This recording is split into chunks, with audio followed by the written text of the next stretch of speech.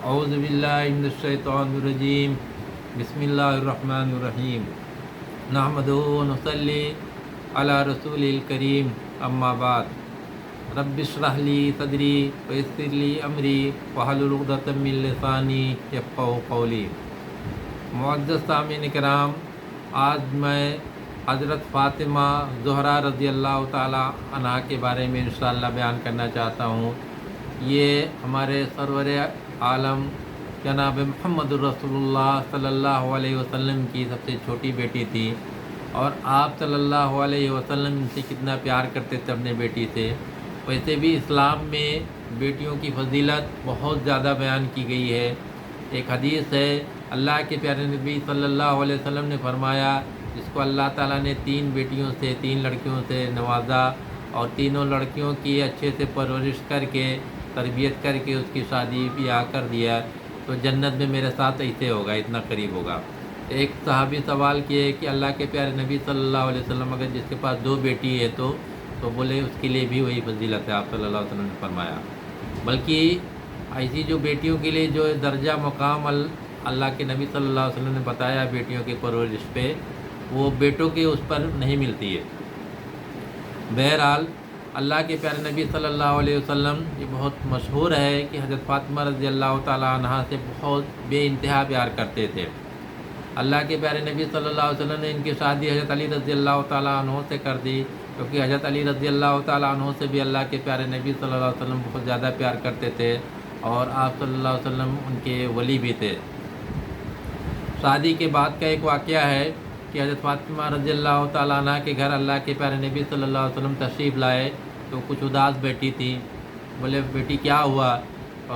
حضرت فاطمہ رضی اللہ تعالیٰ عنہ نے فرمایا کہ علی غصہ ہو کے چلے گئے، حضرت علی رضی اللہ تعالیٰ عنہ۔ آپ صلی اللہ علیہ وسلم گئے حضرت علی رضی اللہ تعالیٰ عنہ کو ڈھونڈنے، تو مسجد نبوی میں وہ لیٹے ہوئے تھے، تو آپ صلی اللہ علیہ وسلم کو آواز دیے ابو تراب، یعنی مٹی کے باپ، اور ان کو ہاتھ پکڑے اور لے کے حضرت فاطمہ رضی اللہ تعالیٰ عنہ کے پاس آئے، بولے بیٹی یہ لو علی۔ اور آپ صلی اللہ علیہ وسلم نے کچھ مطلب یہ دونوں میں کچھ کہا سنی ہو گئی تھی، تو آپ صلی اللہ علیہ وسلم نے یہ نہیں پوچھا کہ میری بیٹی کو تم نے کیا بولے، یا حضرت علی سے یہ نہیں سوال کیا آپ صلی اللہ علیہ وسلم نے کہ میری بیٹی نے کیا بولے۔ آپ صلی اللہ علیہ وسلم دونوں کو ملا دیے۔ اگر پوچھ تاچھ کرتے تو بات آگے پھر چالو ہو جاتی۔ تو صلح کرانے کا ایک طریقہ ہے کہ کسی کے اندر اگر صلح کرانا ہے تو پیچھے کی باتوں کو نہیں کھرچنے کی ضرورت ہے، دونوں کو آپس میں ملا دینا چاہیے۔ اور ایک مرتبہ کا واقعہ ہے کہ جس بیٹی کو اللہ کے پیارے نبی صلی اللہ علیہ وسلم اتنا زیادہ پیار کرتے تھے، ان کا یہ حال تھا کہ وہ چکی چلاتی تھی، دن بھر پیستی تھی آٹا اپنے ہاتھ سے، پانی مشکیجہ بھر بھر کے لاتی تھی، ہاتھ میں نشان پڑ گئے تھے، یہاں پہ نشان پڑ گئے تھے کام کرتے کرتے۔ ایک مرتبہ جب فراوانی آئی اسلام میں، بہت سارے غلام آئے، بہت ساری کنیز آئیں، تو حضرت فاطمہ رضی اللہ تعالیٰ عنہ اپنے ابو کے پاس آئیں۔ ایک بیٹی اپنے باپ کے پاس ایک فریاد لے کے آئی، ابو اب تو فراوانی ہو گئی اسلام میں، آپ کے پاس بہت سارے غلام ہیں، بہت سارے کنیز ہیں، تو ایک مجھے بھی دے دیجئے، میرے دیکھیے ہاتھ میں میرے نشان پڑ گئے ہیں کام کر کر کے،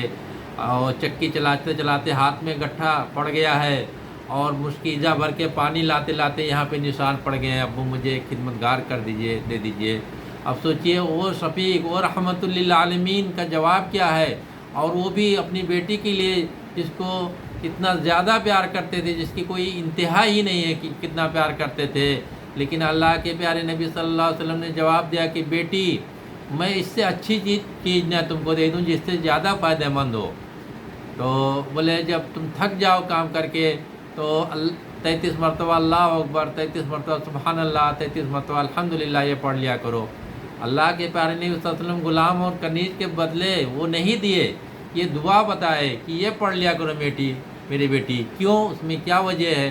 کیونکہ اللہ کے پیارے نبی صلی اللہ علیہ وسلم کے نزدیک دنیا کی زندگی کی کوئی اہمیت نہیں تھی، ایک ذرہ، ایک مکھی کے پر کے برابر بھی کوئی اہمیت نہیں تھی، اور آپ صلی اللہ علیہ وسلم یہ چاہتے تھے کہ میری بیٹی جتنا یہ کام کر رہی ہے اس کا اتنا بڑا درجہ اللہ تعالیٰ دیں گے، اور اس کے بدلے میں ایک دعا بھی سکھائے، اس کا بھی ثواب الگ سے ملے گا۔ آپ صلی اللہ علیہ وسلم چاہتے تھے ایک نہیں 10 غلام دے سکتے تھے، 10 کنیز دے سکتے تھے، کوئی روکنے والا بھی نہیں تھا، آپ مالک تھے اس کے،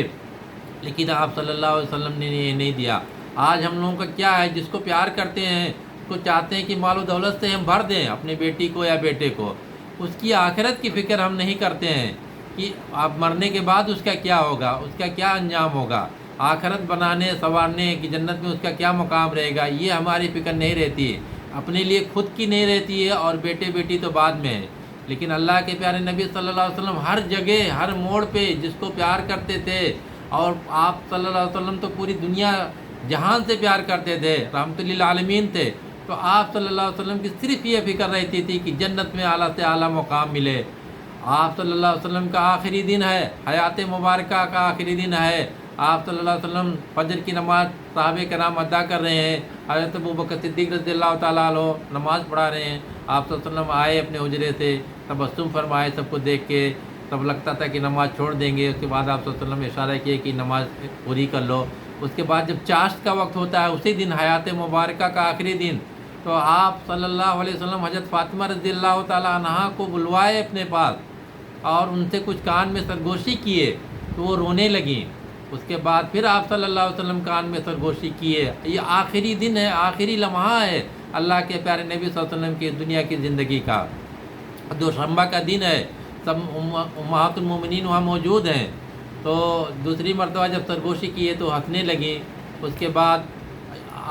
حضرت فاطمہ رضی اللہ تعالیٰ عنہ نے